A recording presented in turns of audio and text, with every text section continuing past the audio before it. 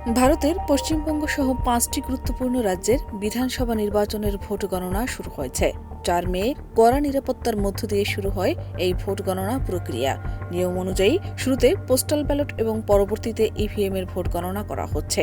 তবে গণনার শুরু থেকে সবার নজর কেড়েছে দক্ষিণ ভারতের রাজ্য তামিলনাড়ু।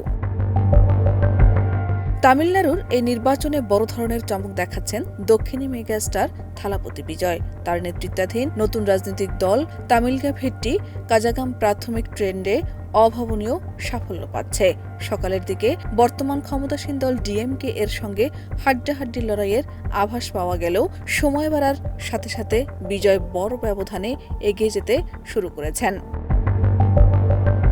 ভারতীয় সংবাদ মাধ্যম এনডিটিভির সর্বশেষ তথ্য অনুযায়ী তামিলনাড়ুর ২৩৪টি আসনের মধ্যে বিজয়ের দল বর্তমানে ১০৫টি আসনে এগিয়ে রয়েছে।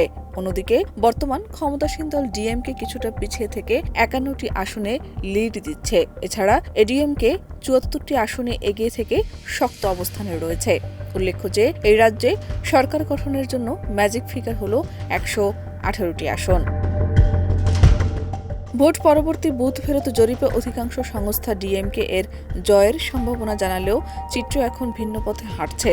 জেবিসি এক্সিট পোল সহ কিছু জরিপে অবশ্য আগেই থালাপতি বিজয়ের দল ও এনডিএ জোটের ভালো ফলের পূর্বাভাস দেওয়া হয়েছিল। শেষ পর্যন্ত বিজয়ের এই জয়রথ কোথায় গিয়ে থামে সেটি এখন দেখার বিষয়।